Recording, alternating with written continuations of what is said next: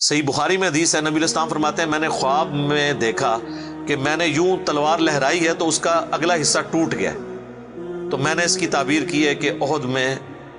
ہمیں تکلیف پہنچے گی، اور پھر میں نے دوبارہ تلوار لہرائی تو وہ اپنی اصلی حالت میں واپس آ گئی، تو اس کی تعبیر میں نے کی ہے کہ اس تکلیف کے بعد پھر اللہ تعالیٰ ہمیں راحت دے دے گا۔ ظاہر ہے کہ پھر الٹیمیٹلی شکست جو ہے وہ فتح شکست میں بدلی، اور پھر شکست سے دوبارہ سے سروائیول تو کم از کم ہوگی، اگرچہ کئی انصاری اصحاب جو ہیں وہ شہید ہوئے، مدینے کا کوئی گھر نہیں بچا تھا جس میں میت نہ ہو۔ ایک غم کا عالم تو تھا، مہاجرین میں سے بھی حضرت حمزہ بن عبد المطلب، ان کا غم ہی رسول اللہ کے لیے بہت بڑا تھا، وہ آپ کے بھائیوں کی جگہ بھی تھے اور چچا بھی تھے، دودھ پیتے، رضاعت کا رشتہ بھی تھا ان سے، بھائی والا بھی، آرمی چیف بھی تھے، بدر میں بھی احد کے اندر بھی، تو حضور کے لیے وہ بھی غم بہت تھا۔ حضرت حمزہ بن عبد المطلب کا غم اتنا بڑا غم تھا کہ صحیح بخاری میں ایک پورا چیپٹر ہے غزوہ احد کے چیپٹر کے اندر نا، اس کا عنوان ہی ہے حضرت حمزہ بن عبد المطلب کی شہادت، اور اس میں وہ لمبی حدیث ہے واشی کے بارے میں۔ دو تابعین جو ہے وہ واشی کو ملنے کے لیے جاتے ہیں، وہ شام میں شفٹ ہو چکے ہوتے ہیں، اور ان سے جا کے حضرت حمزہ کا قتل کے بارے میں پوچھتے ہیں، تو واشی بتاتے ہیں کہ جی میری یعنی ڈیوٹی لگائی گئی تھی جبیر بن مطعم کی طرف سے۔ خیر وہ جبیر بن مطعم بعد میں وہ بھی مسلمان ہو گئے، وہ بھی صحابی ہیں، اور ہند جو بیوی تھی ابو سفیان کی، اس نے اپنے باپ کا بھائیوں کا بدلہ لینا تھا، تو وہ کہتے ہیں میں ایک پتھر کے پیچھے چھپ گیا اور میں انتظار میں رہا کہ میں موقع ملتے ہی سامنے آ کے وہ نہیں لڑا، اس نے چھپ کے جو ہے نا وہ نیزے کا وار کیا، اور وہ کہتے ہیں ناف والی جگہ پہ میں نے نیزہ مارا اور وہ آر پار ہو گیا، اس کی وجہ سے حضرت حمزہ کی ڈیتھ ہو گئی۔ اور پھر کہتے ہیں میں جب مسلمانوں کو اللہ نے غلبہ دیا تو میں مکہ بھی چھوڑ کے، یعنی فتح مکہ کے بعد طائف چلا گیا، طائف میں نے سکونت اختیار کر لی، تو بالآخر طائف میں بھی اسلام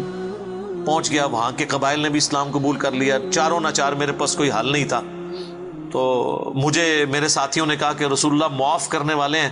تم حضور کے سامنے پیش ہو، اللہ تعالیٰ تمہاری غلطی معاف کر دے گا، تو میں بھی ان لوگوں کے ساتھ چلا گیا۔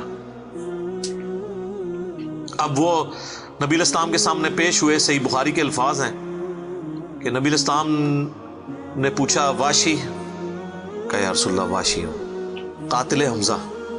کہا یا رسول اللہ۔ آپ امیجن کریں، آپ فرمایا کہ واشی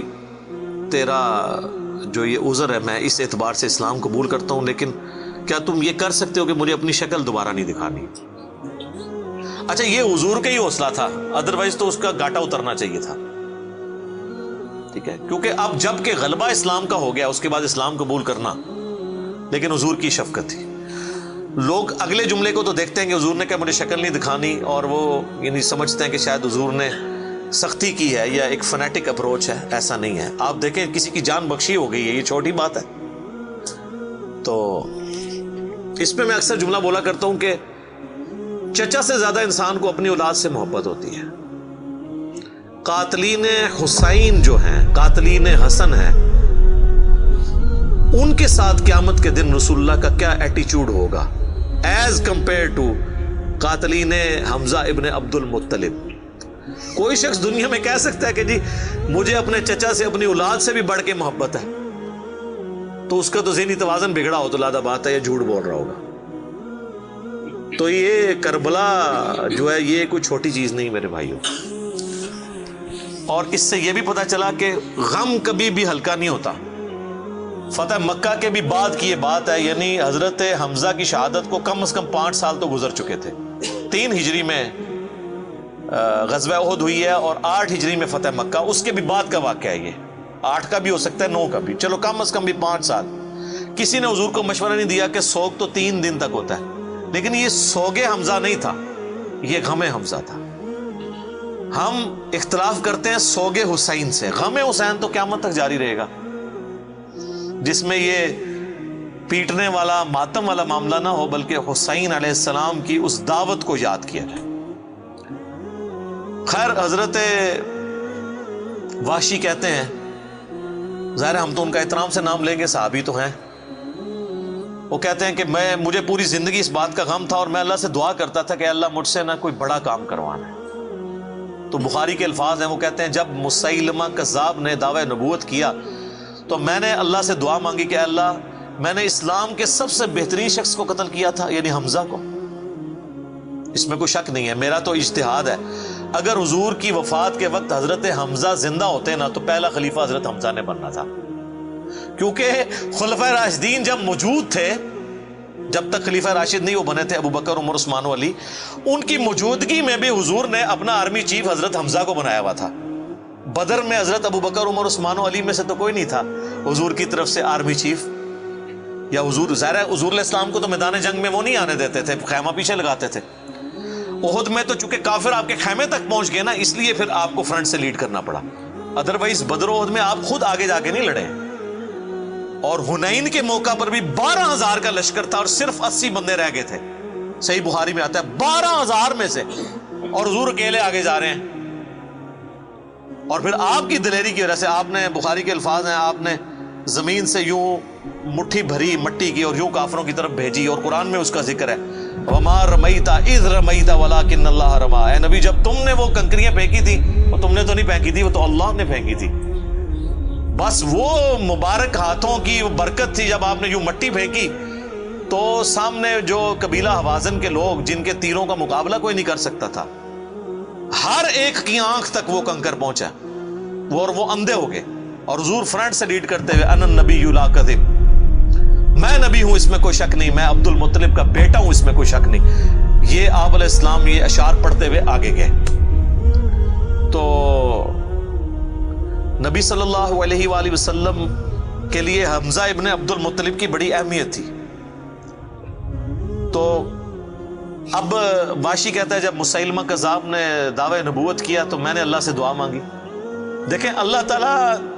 سب کی دعائیں سننے والا ہے، اور میں نے کہا یا اللہ مجھے موقع دے، میں اسلام کے بہترین شخص کو میں نے قتل کیا ہے تو میں اسلام کے بدترین دشمن کو بھی میں ہی قتل کروں۔ دیکھیں اسلام کا بدترین دشمن وہی ہو سکتا ہے نا جس نے دعوی نبوت کیا ہو اور مسلمانوں کی جمعیت توڑ دی ہو اس وقت میں جب حضور کی ڈیتھ ہو چکی ہے، لیڈر جا چکا ہے، اور پیچھے مینجمنٹ کو کمزور کرنے والی بات ہے ہزاروں لوگوں کا مرتد ہو جانا۔ تو وہ کہتے ہیں کہ میں جب جنگ یمامہ کے لیے ندا کی گئی تو میں بھی اس لشکر میں شامل ہوا، اور میں نے اپنے وہی نیزہ جس سے حضرت حمزہ کو مارا تھا، سر عمر سیریز میں انہوں نے یہ سین فلمائے ہیں، وہ نکالا اور اللہ سے مانگا، اور کہتے ہیں میں نے دیکھا کہ وہ گھنگریالے بالوں والا جو ہے وہ اونٹ کی رنگت کا اس کا جسم وہ دیوار کے ساتھ ٹیک لگائے ہوئے کھڑا ہے، تو میں نے پوچھا کہ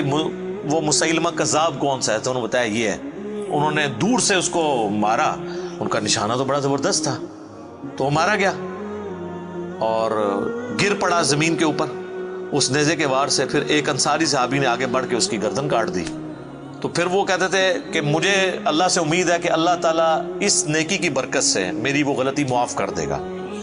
ٹھیک ہے، ویسے تو اسلام لانے ہی غلطی معاف کر دیتا ہے، صحیح مسلم میں حدیث ہے کہ ایمان لانا پچھلے کے گناہوں کو معاف کر دیتا ہے، لیکن سر کچھ گناہ بہت بڑے لیول کے ہوتے ہیں، اس کے لیے بہت بڑے لیول کی نیکی چاہیے ہوتی ہے اس کی کمپنسیشن کے لیے، چونکہ حضور بھی تو اس اعتبار سے تو حضرت واشی حضور کے سامنے نہیں آتے تھے نا۔